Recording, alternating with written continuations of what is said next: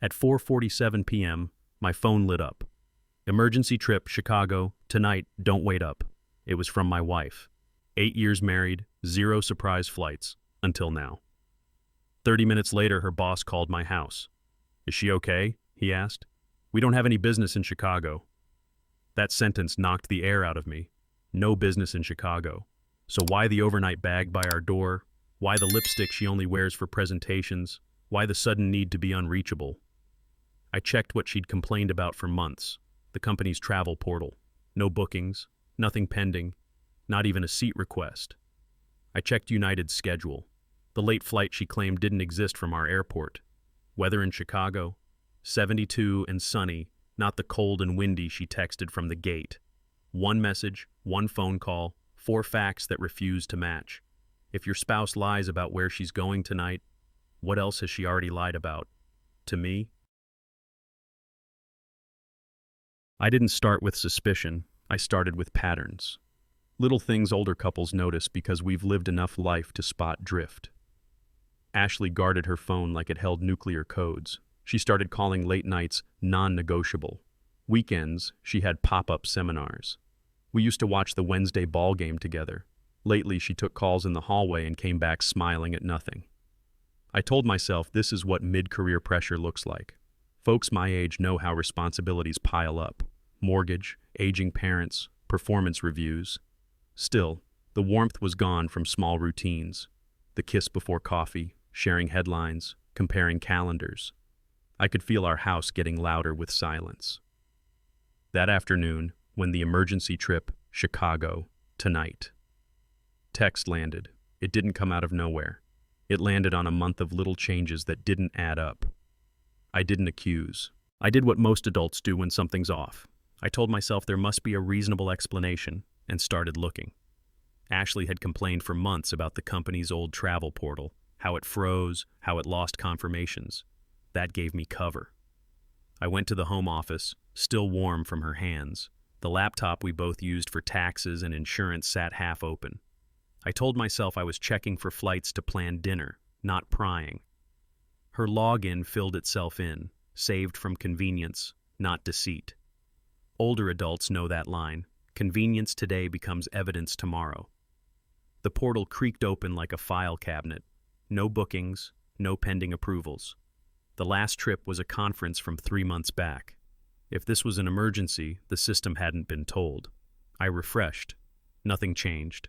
I tried the recent tab, then the alerts. Blank. Right then, the story she texted and the screen in front of me split like rails going separate ways. I didn't feel anger yet. Anger. I felt that cold, careful calm that makes you double-check the dates before you admit what you're seeing. There's a moment, usually in your 30s or 50s, when your gut tells you what your mouth won't. Something's wrong. I sat there, the fan from the laptop humming like a dentist's drill, and thought through every off-ramp. Maybe the portal hadn't updated. Maybe a manager booked it offline. Maybe this was a client paying directly. Anyone over 30 learns to respect maybes, because life often is one. I wrote them down. It wasn't denial, it was discipline. The calm list kept me from doing something rash, like calling her mid-drive and blowing up everything before I had facts. I drank water. I checked our shared calendar. I opened the email search and typed Chicago, United, Hyatt, even emergency. Nothing that matched tonight. The more I looked, the more the house felt unfamiliar, like furniture had been moved an inch while I slept. When the clock clicked to 6:30, my heart sank to it. If there was a normal answer, it needed to show up soon. I've been wrong before. People our age carry a highlight reel of mistakes we'd rather not replay. I asked myself the questions older friends ask each other over coffee. Am I reading stress as betrayal? Am I projecting old wounds onto new days? I replayed our last few weeks, searching for fair signs I'd ignored. Had I checked out? Stopped listening? Let work stretch late and left her eating alone? Humility stings, but it's cheaper than regret. I even pictured the awkward apology I'd owe if this turned out to be a mix-up. Flowers on the counter, a real dinner, a promise to do better. That's the thing about being an adult. You make room for both the worst and the best case at the same time. So I waited, hands off the horn, heart steadying. If she walked in with a printed itinerary and a story that held water, I'd own it. But if she didn't, I'd follow the truth wherever it led. At 7:30, her headlights washed across the living room. The garage door groaned, and then Ashley stepped in with the small overnight bag, the one that usually means a real trip. She was dressed sharp, hair set like a presentation day, not like someone bracing for TSA socks on a weeknight. "Hey," she said, breathing fast, eyes skating past mine. "Flight's at 9:30. Normal couples know the dance of quick dinners and rushed goodbyes. I played along. "United?" I asked, rinsing a plate. "United," she said, a shade too quick. "Chicago. Big client issue." She kissed my forehead, light as a receipt, and turned for the door. The scene had the stiffness of a line read. I noticed the lipstick she only wears for launch parties. I noticed she didn't ask me to drop her at the airport like we usually do when time's tight. I watched the taillights fade and realized the house felt staged around me, like a set after the audience leaves. Routines save marriages, and scripts expose lies. I opened my laptop at the kitchen table, the chair she'd just warmed now empty. I pulled up United's schedule from our airport because that's what any spouse can check in 60 seconds. No late nonstop to Chicago on Wednesdays. The last decent option left mid-afternoon. I checked connecting flights. Possible, but odd for an emergency. I scrolled weather. Chicago read 72 and sunny, not the cold and windy she texted from the gate. One crack. Then I checked our credit card feed, the one we both see. The last big dinner wasn't a team outing. It was Maison Claire, 2 entrees, dessert, Friday. Another crack. Older folks know this rhythm. Real life is messy but consistent. Lies are tidy until they aren't. I wasn't building a courtroom case. I was building courage, to say out loud what the facts were whispering. When the phone rang with her boss's number still in the log, my courage stopped whispering. I didn't call him back. We'd already spoken. I cross-checked instead, like any manager balancing books before quarter end. I opened the photo app and snapped screenshots of the United page, the weather report, the blank portal tabs. I pulled our joint bank statements and flagged the charges that didn't fit our usual rhythm. Tuesday dinners, Saturday room service, boutique wine bars. I logged into the car app we set up months ago when she was nervous about finding her sister's new place. Most couples forget those apps after the novelty fades. The trip history didn't forget. Cedar Street apartments, then again, and again. Early evenings labeled working late. I didn't feel clever. I felt old in a new way, like the day you realize your parents were right about one hard thing. The facts didn't shout, they stacked. And every time they stacked, the world I thought I lived in pushed a little further away, like a dock sliding from the shore. By now I wasn't guessing. I was tracing. Each mismatch pointed to a location, a person, a night. Maison Claire on Friday, Cedar Street on Tuesday, a seminar that matched a Hilton charge at 3:40 p.m. on a Saturday. If you're over 30, you've learned to respect calendars the way carpenters respect levels. I lined the dates across a notepad, wrote what she told me above and what the records showed below. The lines kept crossing. I paused at the sink, listening to the house hum, refrigerator, AC, the clock, all the dependable things. It felt like standing in a quiet garage while you realize the engine you trusted has been running dry for months. I didn't rage. I faced forward. The map I'd drawn didn't need color. It needed closure. When she texted, "Landed, meetings went well, home around 4 tomorrow," I typed back, "Glad you're safe. How's the weather?" Her reply, cold and windy, placed a pin in the only place that mattered, the truth. Some moments you remember by the exact shade of the room. Mine was the pale kitchen light as I stared at her cold and windy text while the forecast laughed in my face. The doubt I'd been nursing did what doubt always does when it runs out of places to hide. It became certainty, and certainty hurts. Not the drama kind, the adult kind, heavy and quiet. I put my phone down and let the silence say it before I did. She wasn't where she said she was. She hadn't been for a while. If you're in your 30s, 40s, 60s, you know this fork in the road. Blow up now, or build the line and cross it once. I chose the line. I cleaned the counter. I closed the laptop. I set the screenshots in a private folder named Budget, because that's what this really was, accounting. Then I made coffee, the way men do when sleep is useless, and decided the next conversation would have dates, not guesses. The house was quiet when the office line flashed on my phone. "Mr. Reed, this is Carter. Is Ashley okay?" His voice had that careful tone bosses use when they're trying not to alarm a spouse. I said I thought she was on an emergency trip to Chicago. He paused, then said the sentence that moved this from uneasy to undeniable. "We don't have any business in Chicago." I repeated it out loud, like reading a prescription label to be sure I'd heard it right. No business in Chicago.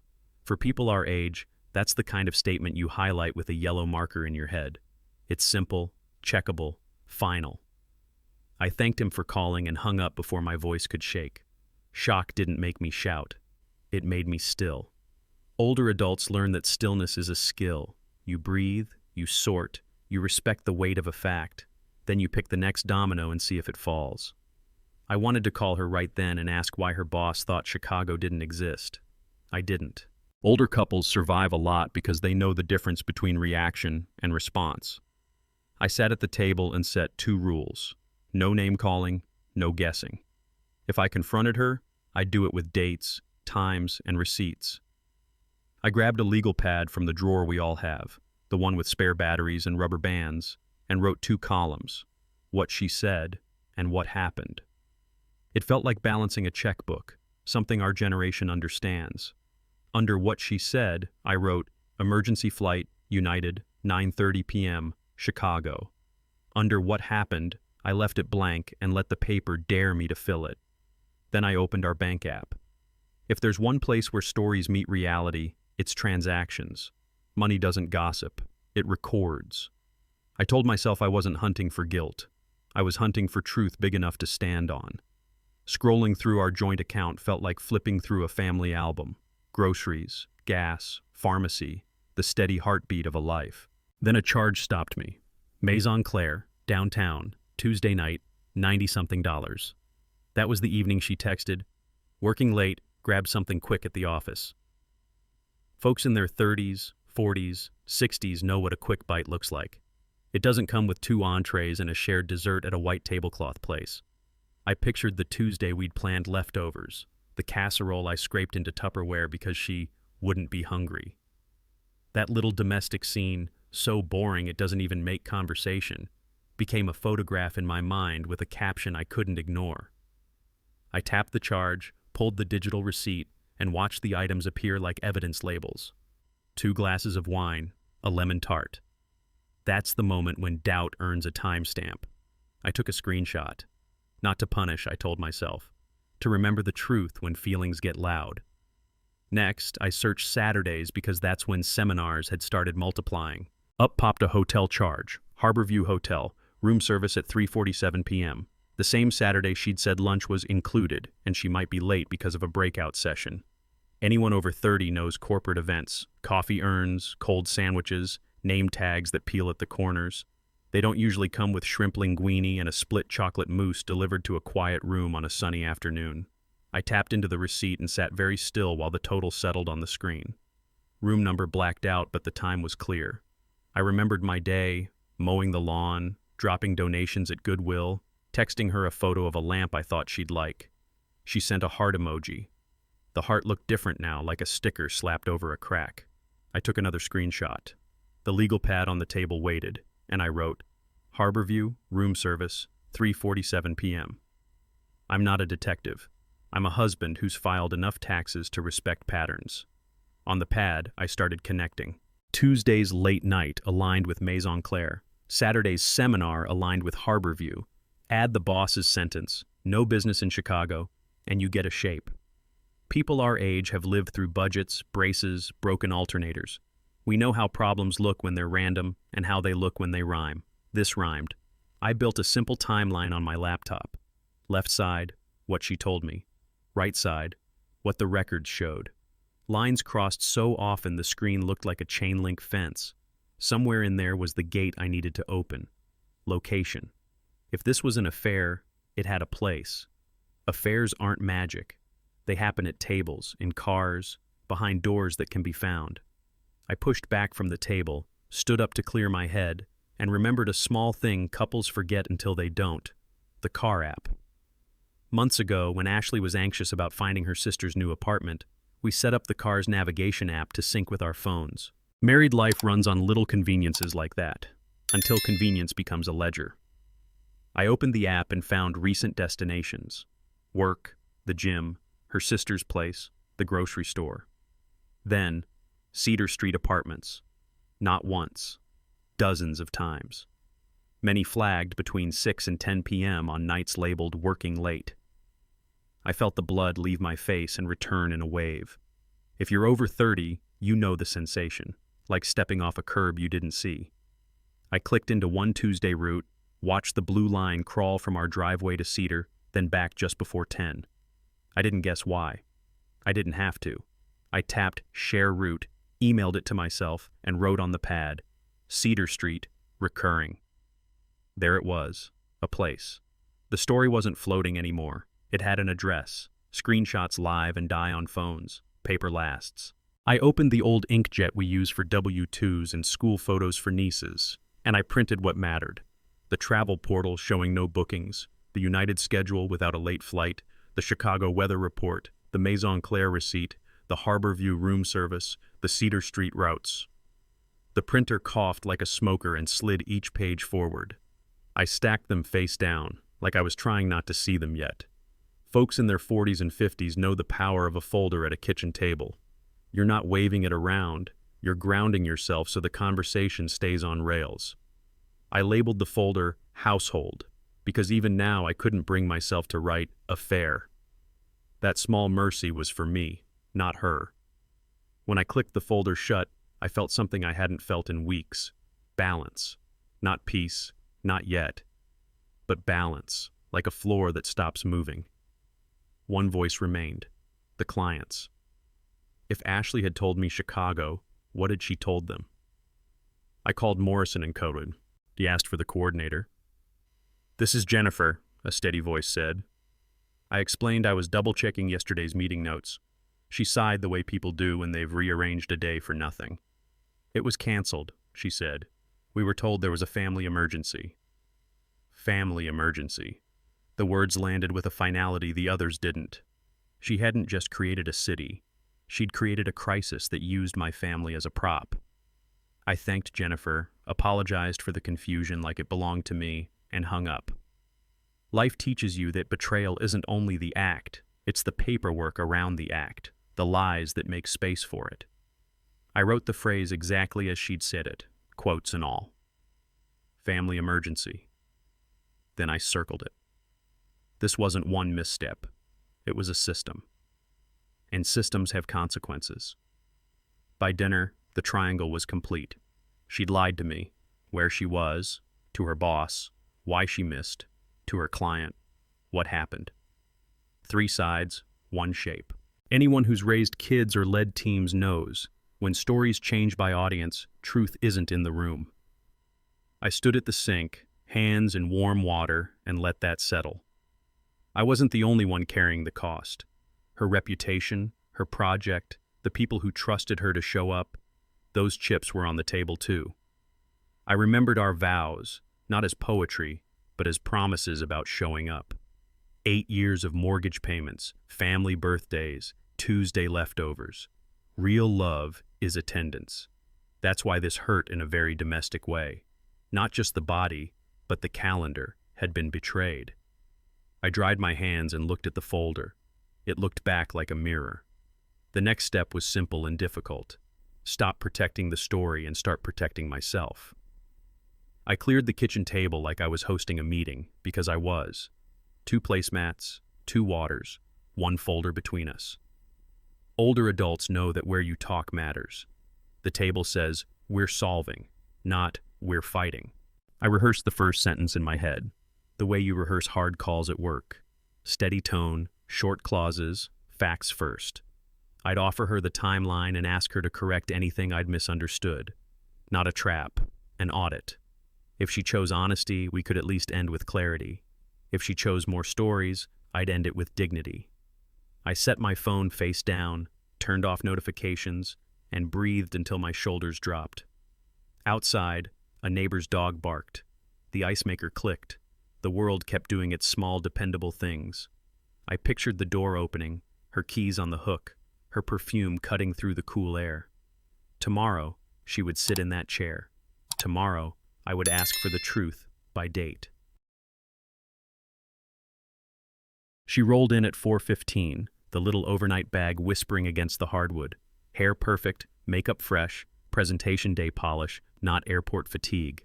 "Hey, I'm back," Ashley called, voice bright and brittle. I stood at the kitchen table I'd set like a meeting. 2 waters, 1 folder. "How was Chicago?" I asked, easy as small talk before a budget review. "Exhausting," she said, slipping into the chair, eyes skimming the room the way travelers scan a gateboard. I noticed the lipstick. Launch party red, not travel chapped. People our age learn to clock the difference between lived in and performed. I kept my tone soft. "Tight turnaround. Which flight did you catch coming back?" Her shoulders dropped a millimeter, almost a sigh. United," she said. "Same airline?" I nodded as if I hadn't already pulled schedules. I tapped the folder but didn't open it. "Wild week," I said. "Let's eat first." She relaxed at that, and for a beat I let her. Then I asked, out of curiosity, "What time did you depart last night?" She brushed a strand of hair behind her ear. 9:30, she said, quick and clean, like a line she'd rehearsed in the car. "United, Gate C." Older adults know the value of a soft trap, the kind that sounds like you're just filling in a form. "From Concourse C?" I repeated, as if confirming a dentist appointment. She nodded, relief flashing across her face because she thought the conversation had cleared turbulence. I let 3 seconds pass, long enough for comfort to grow roots. Then I placed my phone on the table, screen dim. "It's strange," I said, light as weather chat. "United's last flight to Chicago on Wednesdays is in the afternoon. No late departures." The sentence landed like a fork set gently beside a plate. Her pupils tightened, then loosened. "Maybe it was a connection," she offered, voice small with options. "Denver, maybe." I smiled the way managers do when someone misses an obvious policy. "For an emergency?" I asked. She didn't answer. The kitchen got noticeably larger. I turned my screen toward her. "And the weather," I said. "You texted cold and windy from the gate. Chicago was 72 and sunny. Older folks live by weather. It decides knees, gardens, commutes. Weather doesn't lie." She stared at the forecast as if she could will a breeze onto the screen. "It changed?" she tried. "Forecasts are unpredictable." I nodded, generous. "Absolutely. That's why I checked the hourly." I swiped slowly. No drop, no gust, just a string of golden icons. Her performer's smile met the data's blank face and slid. We sat in the hum of the fridge, 2 adults trained by life to read the room. "Ashley," I said, not unkind, "if there's a normal explanation, now is a good moment." She folded napkin corners she didn't need and said nothing. That was the moment I felt my hope stand up, look around, and find no chair. I slid the folder half an inch closer, the paper whispering like a verdict clearing its throat. I opened the folder like a parent-teacher envelope, plain, necessary. "I'm not here to humiliate you," I began. "I'm here to understand." I slid out the first page. The travel portal, no bookings, no approvals. She blinked. Second page, the United schedule, no late flight. Third, Chicago's hourly, 72, sunny, a row of small suns.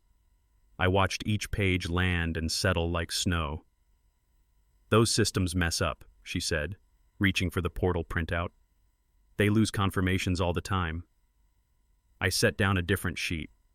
Maison Claire, Tuesday night, 2 entrees, 2 wines, lemon tart. "We said leftovers that night," I said, not raising my voice. She stared at the total like it might blink and lower itself. "A potential client," she said quickly, like a lifeguard blowing a whistle. "A dinner to discuss work." I nodded, calm. "Great. Which company?" Her mouth opened and closed on the edge of a name that wouldn't come. I tapped the receipt once. Receipts don't improvise. People do. "Which company?" I repeated, kinder than I felt. People our age know that naming things matters, the way you learn contractors' names during a remodel because accountability rides on specifics. It's early, she said. Confidential. I slid another document across. Harborview Hotel, room service at 3:47 p.m. on seminar Saturday. Shrimp linguine and a shared dessert rarely fit inside a breakout session. Included lunch, I said. Remember? She looked at the line items as if rearranging them would turn moose into name tags. I met someone there to prep, she tried. We needed quiet. I leaned back, not looming, just occupying my chair. So we have an unnamed client at Maison Claire and an unnamed colleague at Harborview. The kitchen clock clicked. Somewhere a neighbor's mower buzzed. Ordinary life continued like a faithful dog. Ashley, I'm asking for the company names because if they exist, they clear this up. I waited. She didn't answer. Silence didn't fill the room. It measured it. I placed the navigation printouts on top, blue lines in familiar city blocks, dates typed in gray. Cedar Street Apartments, I said.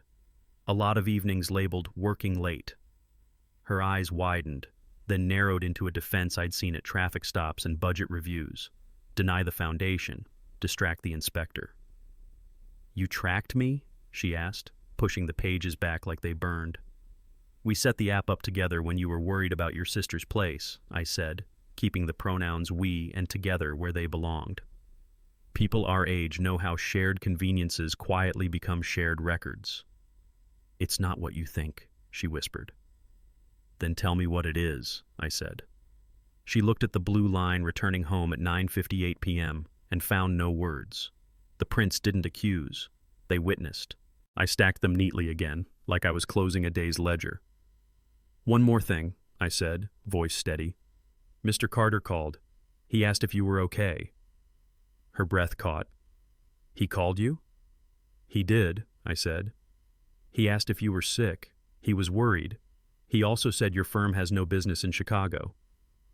It's funny how a simple sentence can change air pressure in a room. She sat back as if the chair had moved. There's been a miscommunication, she said, tone climbing the ladder to a safer branch. I thought the Morrison meeting was pushed. I slid the final note. Morrison was told there was a family emergency. Her face drained, then flushed, like someone stepping from shade into heat. Older adults know what family emergency means. We've lived real ones. It isn't a prop. You told me business, I said softly. You told them family. She pressed her fingers to her temple like she could rub a better story forward. Mark, please, she said. My name in that tone used to make me lean in. Tonight, it made me sit straighter. Please what? I asked. Please don't make this worse, she said, and the wording told me everything. Not please let me explain, not please hear me out. Worse than what? Facts? People our age learn to listen past the words to the angle they're thrown. I'm giving you every chance to make this better, I said, with names, with dates. She stared at the folder like it might close itself if she waited long enough. The clock ticked. The cat, our cat, jumped on the chair by the window and settled without asking who was in Chicago. All right, she exhaled finally, a sound like a tire finding the nail. I wasn't in Chicago. The sentence didn't explode. It landed. After that much scaffolding, truth has nowhere to fall. I didn't move. Adults learn not to jolt when a bridge finally drops. Where were you? I asked, each word separate, owning its weight. She looked everywhere but at me, and then she said his name. Ryan, she said, quiet like a password. Wyatt. Ryan Hale, Meridian Consulting. The kitchen got small, then exact. Names change air. They fold a story from vague to verifiable. How long? I asked. She swallowed. 3 months. I nodded once. That's a number with weekends, Tuesdays, and a dozen casual lies embedded. Cedar Street? I asked. She nodded again, surprise flickering that I already knew the address. Sometimes there, she said. Sometimes other places. The folder didn't need those places. It had enough. We said leftovers on Tuesday, I said, and the domestic fact hurt more than geography. People our age build marriages around leftovers, small economies of trust. She reached for the water and didn't drink. I never meant, she began. This isn't a stumble, I said, calm. It's a pattern. She closed her eyes, and for a second I saw the woman I married fighting for air inside the woman who'd sat at Maison Claire. "Why him?" I asked. The question returned unopened. She whispered about feeling seen, about being appreciated, the language people use when they're trying to turn gasoline into perfume. I let it pass. "You missed Morrison," I said. "You told them family emergency. You told me business. You told your boss nothing. That's not love, that's logistics." Older adults know love has chores. Showing up, telling the truth, taking the hit when you mess up. I gathered the papers into a square stack, squared like a decision. "I'm not here to yell," I said. "I'm here to draw a line." She looked at me, finally meeting my eyes without a script. "What does that mean?" "It means you tell me everything now, and we end with clarity," I said. "Or you choose another story and we end with consequences." The house went still, the kind of still that remembers birthdays and repainting and holidays. "Mark," she said, and for once there was nothing hooked behind my name. "Then tell the truth," I said, and waited. Truth didn't break into the house. It knocked and waited. After a long stare at the folder, Ashley finally said, "I wasn't in Chicago." The sentence didn't roar. It settled like heavy snow. I kept my hands flat on the table, the way you do when a doctor begins a hard conversation. "Where were you?" I asked. She looked at the backsplash, then the window, anywhere but me. "With someone." At our age, we understand the economy of words. "Name," I said. She swallowed. "Ryan." The kitchen sounded taller. "Last name?" "Hale." Then the company, Meridian Consulting, like she was reading it off a badge. Names made the air solid. I felt my pulse slow, not speed, because certainty does that. It replaces imagination with coordinates. I didn't raise my voice or the folder. I said the simplest thing an adult can say when a story stops floating and lands. "All right, we're done guessing." And I reached for the first printout that had an address. I slid the Cedar Street routes between us. Blue lines, gray timestamps, a city I knew by muscle memory. "You went here," I said. No accusation, just orientation. She blinked like the lights were too bright. "How do you—" "The car app," I said. "We set it up together when you were worried about your sister." People our age live with these small bargains, convenience traded for trace. "It's not what you think," she said, reflex instead of reason. "Then help me think straight," I answered. I tapped the dates. Tuesdays, Thursdays, a pair of Saturdays, 6:12 p.m. out, 9:58 p.m. back. The pattern sat there, indifferent to our feelings. "Sometimes we just talked," she offered. We both looked at the paper. The roots didn't care if it was talking or thunder. They only recorded arrival and departure. "How many times?" I asked. "About a dozen." That number fit the pins like a key fits the lock it was cut for. The map had become a mirror. She reached for the water and finally spoke into it. "I didn't mean for any of this to happen. I've said that about spilled paint and overcooked steaks. Grown-ups know the difference between accident and architecture." 3 months isn't a stumble," I said, keeping my tone low. "It's a schedule." She flinched. "I'm sorry," she said, and the words slid off the table like a coaster. "Sorry for what?" I asked. "For lying? For missing meetings? For using our family as cover?" She stared at the lip of the glass. "For hurting you," she said finally. That landed, but not where she wanted.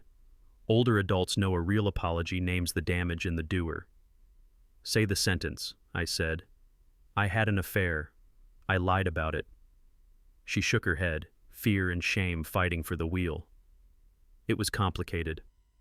I nodded once. Complicated is code for choices you don't want to own. She frowned like I'd turned on a light. That was the point. I slid a different page forward, the calendar printout with Morrison presentation and a red strike through it. "You missed this," I said. "You told them family emergency. You told me business trip. If you're over 30, you know the price of no-shows. Lost trust, lost contracts, quiet reputations that take years to rebuild. I was going to fix it, she said, the future tense reaching backward like a towel for a spilled glass. Afterward. I shook my head. Afterward is where integrity goes to die. She winced. I lost track of time. We both understood how weak that sounded, because adult life is made of clocks. Clients wait, flights close doors, spouses cook dinner. Missing one thing can happen. Missing the biggest thing on your calendar while you're somewhere you swore you weren't. That writes its own headline. I tapped the word Morrison. They counted on you, I said. I did too. The room agreed. It had been waiting all day to say that out loud. I brought out Maison Claire, 1 page, $168, 2 entrees, 2 wines, lemon tart. The paper was so ordinary it hurt. Tuesday, I said, the night we said leftovers. Adults know how leftovers are a promise. We'll keep what we made, we'll use what we have, we'll meet again at the table. She stared at the total like it might negotiate. It was a potential client, she said, the same curtain she'd reached for earlier. Name, I said. Silence. Was that the night you planned to end it? Her eyes lifted, surprised I'd walked that far into her head. We talked about it, she whispered. The phrase talked about it sat there like a folded napkin that hadn't met a meal. And the talking needed wine? I asked. And dessert? She shrugged, small as a shrug can be. There's a kind of small that feels huge to the person watching it. I circled the date with my finger. That Tuesday had a pulse I hadn't heard until now. Listen, she said, trying to thread a needle that didn't have an eye. I never planned this. I thought about the car routes, the dinners, the hotel charge at 3:47 p.m., the canceled presentation, the layered lies, me, boss, client. Adults keep a private ledger in their heads. Mine flipped itself open. You planned enough, I said. You planned coordinates and cover stories. Accidents don't leave receipts. She drew back like I'd used a harsh word. I hadn't. I'd used a true one. It got out of control, she said. I felt seen. I nodded, because that's the honest part many people won't say. Being seen is a drug, but drugs have dealers and bills. Feeling seen doesn't excuse acting unseen, I said, gesturing to the folder. You went invisible in all the places that counted. She looked at the papers and we both knew they weren't papers. They were doors she'd closed, one by one, until our house had fewer rooms in it. I told her what Mr. Carter told me and what Jennifer at Morrison confirmed. Her mouth softened into dread. People our age recognize that look, the moment a decision stops being private. Am I going to be fired? She asked. Not as a dare, but as a child who finally sees the edge she has been walking. That's between you and your employer, I said. But lying to clients travels faster than truth. I wasn't gloating. I was matching nouns to outcomes. We can fix it, she said. I'll work nights. I'll over-deliver. You've already spent the trust you're trying to earn, I said. Work can't refund it. She exhaled like a tire gives up air. If you've ever sat at a kitchen table with a final notice or a college bill, you know the sound. We weren't talking about romance anymore. We were talking about reputation, a currency couples spend together whether they know it or not. Her account had gone negative. Mine was closing. I turned the folder toward me and squared the corners.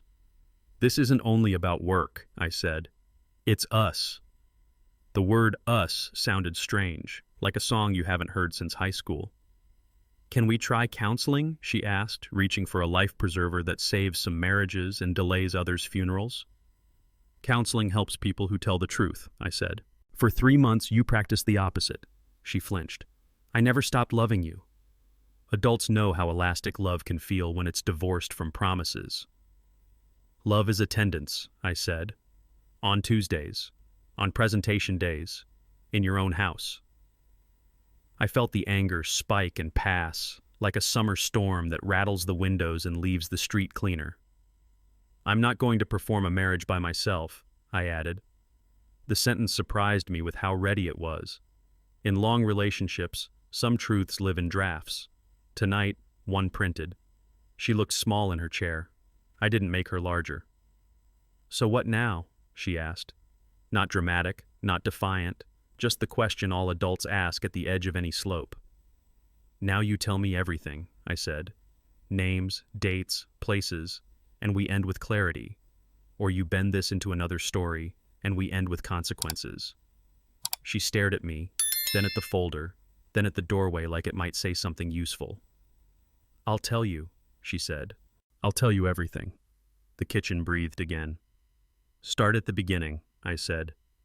She talked, quarterly review in March, coffee after, texting that wandered from budgets to birthdays, the dinner that crossed the line, parking garages, Cedar Street, the hotel at 347. My face didn't move. Adults learn to keep their features steady when their insides are taking notes. She finished.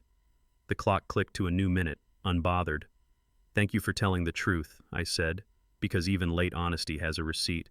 "Now I'll tell you mine." "I'm ending this marriage," I said. The words didn't crack the table, they arranged it.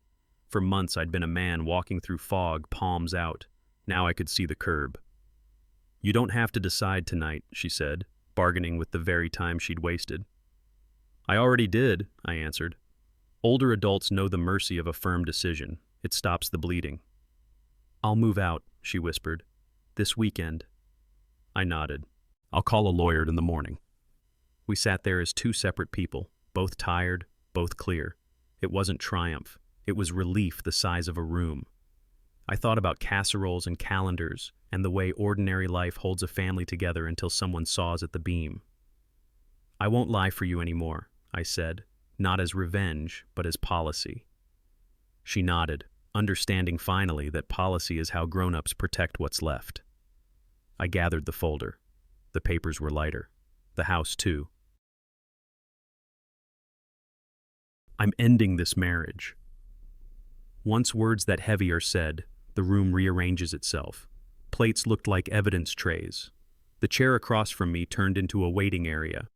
Older adults know that after a decision, the first task is breathing in the new air. Ashley stared at the folder, then me, then the front door, as if any of them might answer back. I didn't pound the table or rehearse a speech. I named what was next the way you name chores on a Saturday. "We'll separate. We'll keep it civil. We'll be honest with the people who matter." She nodded and then shook her head, like a radio stuck between stations.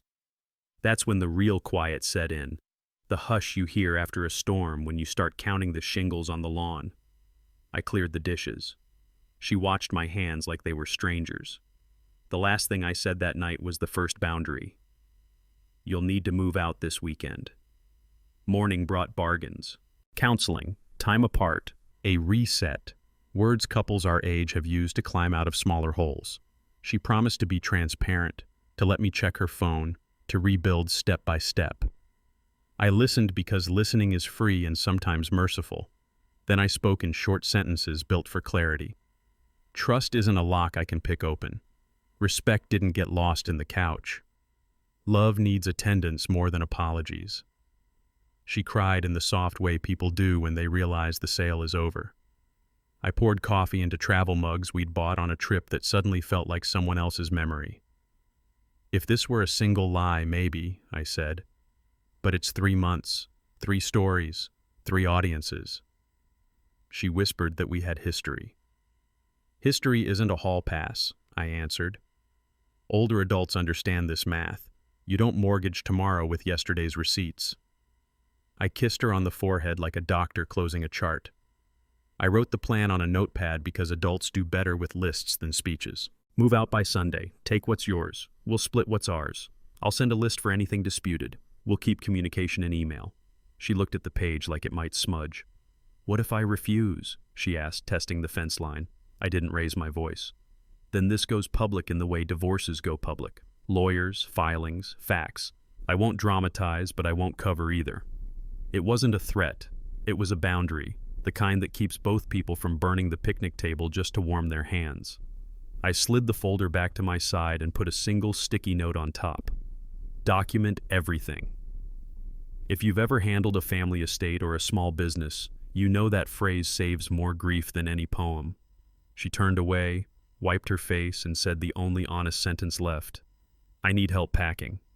"I know," I said. I stepped onto the porch where the morning still felt neutral and called my younger brother. Siblings our age answer in a tone that tells you whether they're bracing or joking. He braced. "It's happening," I said. "I need a lawyer who doesn't mess around." He didn't ask why. I'd told him enough. He gave me 3 names, spelled them twice, and told me which one returned calls after 5. "You okay?" he asked. The question adults ask when they already know the answer. "I'm clear," I said, and discovered that was true. We shared a small memory, Dad's rule about measuring twice, cutting once, and it landed with new meaning. After we hung up, 3 texts arrived like lifelines. Contacts, numbers, 1 line of advice, facts only. I saved each name under attorney, not because I planned a war, but because clarity enjoys counsel. When I stepped back inside, the house had that packing day smell, cardboard, tape, and a silence that won't tell stories anymore. I called her sister next because there's a kind way to do hard things. "I wanted you to hear it from me," I said, and laid out the facts like receipts on a counter. 3 months, the missed presentation, the lies that covered the lies. She went quiet, then defended the girl she grew up with because love tries on loyalty before it sizes truth. "There must be a reason," she said. "Maybe you two can—" I stopped her gently. People our age know when to spare someone the longer version. "We're past counseling," I said. "I'm ending it, and I'm helping her move this weekend." She exhaled like she'd been holding her breath since the word affair. "Is there anything I can do?" "Be a soft landing," I said. "But don't relabel what happened." We agreed on a time for her to stop by, and I thanked her for listening. When I ended the call, I realized my voice hadn't shaken once. Practice or peace? Telling parents is its own ache at our age, worry crossing state lines in an afternoon. I called mine, then hers. I stayed with nouns and verbs. She had an affair. It lasted 3 months. I'm filing. We're dividing things. No autopsies of the heart, no play-by-play. Older adults respect information that travels clean. There were gasps, a few silences that stretched too long, and the careful phrases parents use to hug through a phone. With close friends, I sent a single paragraph. "We're separating. Please don't pick sides. Don't pass rumors. If you need details, ask me." Responses came in like weather, some warm, some awkward, a few predicting storms. That's community, not one voice, but a town square. I closed the messages and wrote a final line on the notepad. No public posts. You learn late that dignity is private work. By evening, the circle that needed to know knew. The house, relieved of secrets, sat taller than it had in months. Friday afternoon, Mr. Carter called again. His voice had the weight of HR without the script. "I wanted to follow up about yesterday," he said. I kept to professional facts. "She missed the Morrison presentation and cited a family emergency. That wasn't accurate." He paused, grateful and unhappy at once. "We'll conduct an internal review," he said. "If there's anything else we should know that impacts clients—" "You'll find it," I said. I wasn't out to ruin her. I was refusing to be her alibi. People in their 30s to 60s understand work's ledger, deliver or explain. He thanked me for the straightforwardness and hung up carrying a burden I didn't envy.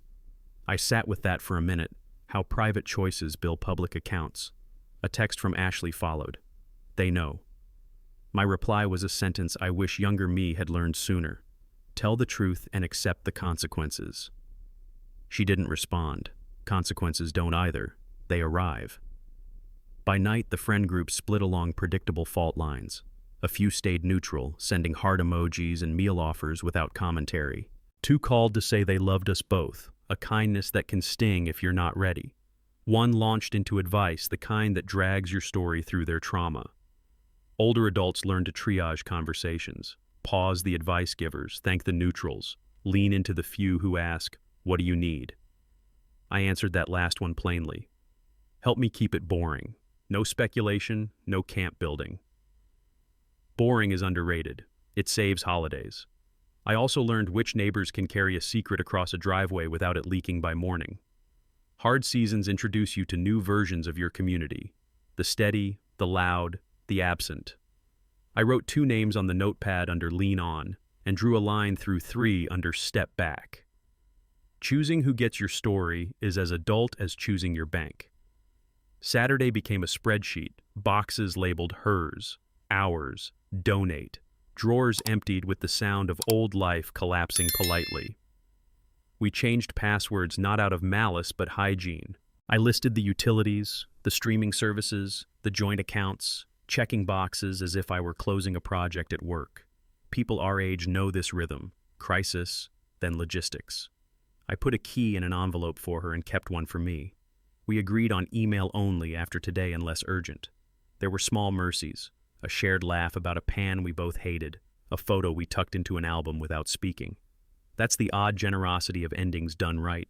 You honor the artifacts even as you divide them. I slept on the couch that night, not as punishment, but as a boundary with a blanket. The ceiling looked unfamiliar in a way that told the truth. The house felt empty and organized, like a stage set waiting for a new scene. Sunday afternoon, her sister's SUV backed into the driveway. We moved like movers do, heads down, hands full, no speeches.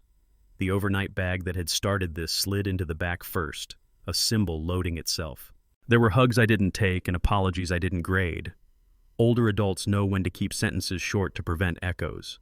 I signed for a storage unit she'd rented. She left the spare garage opener on the counter. It looked smaller than it ever had. When the last box crossed the threshold, we stood in the kitchen one more time. "I'm sorry," she said, the kind that can't fix, only mark. "I believe you're sorry," I answered, because it was true, and truth is the last dignity you can offer when love is out of stock. The door closed softly. I locked it once, twice. I walked the rooms like a landlord, not a husband, checking windows, lights, the sense that a chapter had ended. It had. Monday, mid-morning, Mr. Carter called. His voice had that careful weight people use when they're stacking bad news on top of bad news. "Mark, I wanted you to hear this directly," he said. Morrison pulled the account. I pictured the red strike-through on our printout and felt how a single line can cost a career. He didn't ask me for details. He already had what mattered. "We'll be making personnel decisions this week," he added, the office way of saying the floor has dropped. People our age know this rhythm: a missed delivery, then a quiet meeting, then a lock on your laptop. I didn't gloat. I kept it short. "I'm sorry it landed on your desk," I said. "It didn't start there." He thanked me for being direct, a small grace between two tired adults, and hung up. The house was silent again, but it was a new kind of silence, like a storm had moved on. One door had just closed somewhere I couldn't see. Ashley texted minutes later. "They might fire me." The words blinked like an ambulance in my pocket. I stood at the sink, hands under warm water, and let the truth find its shape. I didn't end her job. I stopped holding the tarp over the mess. Older adults understand that difference. We've covered messes before and watched them mold.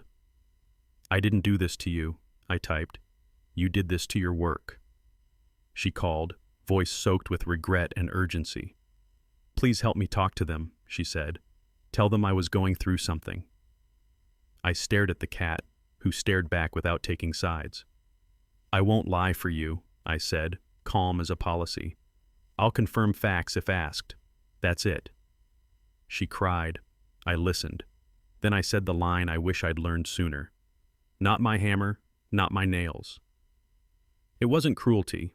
It was adult boundaries, how you keep your own roof from caving while another one finally falls. Regret is loud the morning after you get caught.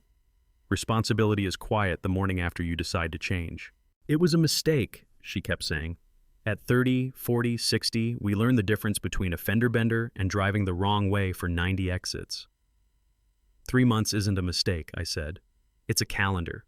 It's Tuesdays and Fridays and a hotel at 3:47 p.m. She sobbed in the pause where I might once have offered comfort.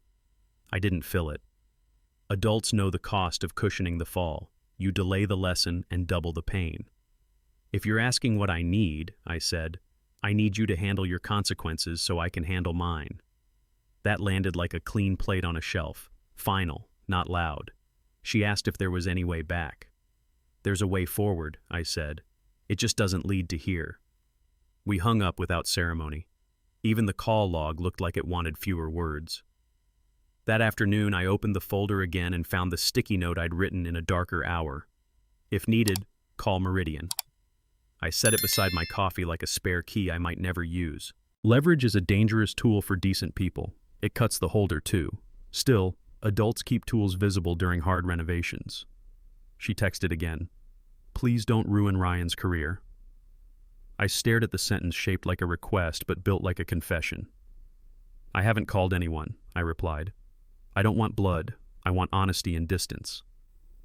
The truth is, just knowing I could make that call changed my spine. Not to threaten, but to remember I had choices too. I slid the sticky back into the folder and closed it like a drawer. If Meridian ever needed the full picture for their risk people, they could find it without me. My job wasn't to punish strangers. It was to stop volunteering as a stagehand in their play. Divorce forms don't care about poetry. They ask about dates, accounts, square footage, the plumbing of a life. I met the attorney my brother recommended and appreciated how grown-up competence looks. Direct, unhurried, no appetite for drama. We talked assets, timelines, the clean lines that prevent messes later. Older adults see the wisdom in paying for boring. On the drive home, I felt something I hadn't since spring, room in my chest. I stopped at a hardware store for light bulbs and walked out with a new welcome mat. It wasn't a statement. It was a decision to come home to a place that told the truth. That night I made simple pasta, watched a late game with the sound low, and let the house be a house. No phones face down, no stories to memorize. When I finally turned off the lamp, the dark wasn't heavy. It was honest. Sleep came like it used to, without needing permission from another person's choices. People talk about empty houses like they're sad by default. Some are. Mine felt like a freshly wiped counter. No crumbs, no sticky spot you keep avoiding with a placemat. I walked room to room, not grieving furniture, but noticing space. I put the folder in a fireproof box and labeled it closed, because even facts deserve closure. I found a sweater of hers behind the couch and texted her sister to pick it up. No digs, no notes hidden in sleeves. When you're 30 to 60, you learn that dignity lives in small moves, returning what isn't yours, keeping what is, leaving the rest unnarrated. I slept through the night for the first time in months. No 2 a.m. check of flight schedules, no weather app open beside a lie. In the morning, the coffee tasted normal again, which is to say, good enough. Normal is underrated until you've been living in a story that keeps demanding new rewrites. The next weeks didn't look like a movie. They looked like errands. I went to the gym I'd been paying for but not using. I called a friend I'd drifted from and said, let's walk. I fixed the pantry door that stuck every humid day. Older adults understand this magic. Small repairs teach your hands your life is still yours. Work noticed. Work. When you stop burning hours on surveillance and damage control, you have room for clarity. I crushed a presentation I'd been half present for all spring and felt the old rhythm return. Notes in the margins, clean slides, questions answered without reaching for a story. On Sundays, I hiked a local trail and let the noise fall behind me in stages. Street, park, dirt, birds. My therapist, yes, I found one, gave me a sentence that fit in my pocket. You can be kind without being a cushion. I carried it everywhere. It made space in conversations, especially the ones with myself. At the 6-week mark, my boss called me in. I've seen the last month, he said, sliding a folder across the desk. Not the kind that sinks you, the kind that names what you've done. I'd like you to lead the new account. A raise, a title change. The sort of recognition that lands different when you're not starving for it to fill a home-shaped hole. I thanked him, shook his hand, and walked to my car under a sky that looked exactly like every other sky, and that was the point. I texted my brother a single line. Measure twice, cut once. He sent back a thumbs up and a steak emoji because families translate love into their shared jokes. On the drive home, I bought groceries that served one person well. No performance, real appetite. The welcome mat met me like it had been waiting. I stood in the doorway and said the quiet sentence out loud. This is mine. I saw her sister at the store around the 2-month mark. She said Ashley was at a smaller firm now, trying to rebuild. I nodded. People fall. People rise. That's not my ledger anymore. At home, I pulled out the notebook I'd used for dates and turned to a clean page. I wrote 3 lines I could live by. I won't lie for anyone. I won't lie to myself. I won't live where lying is required. They weren't vows. They were policies, like smoke alarms and seatbelts. I framed a photo from a hike, nothing dramatic, just light through cottonwoods, and set it where the folder used to sit. The space felt right. Friends asked if I missed being married. The honest answer surprised me. I miss being married to the person I believed she was. But I don't miss living inside a story that argued with the facts. Peace is ordinary. It sounds like a dishwasher. It feels like a bed that tells the truth. I'm standing in the present, looking back without flinching. I don't miss Ashley. I miss the woman I thought she was. But that woman never existed. What I do have is something better than nostalgia. Standards that survived the storm. Here's what the last 60 minutes proved to me and, maybe to you. You can't save a marriage when only one person wants to be married. You can't live well if you abandon your own boundaries to keep someone else comfortable. Love deserves honesty.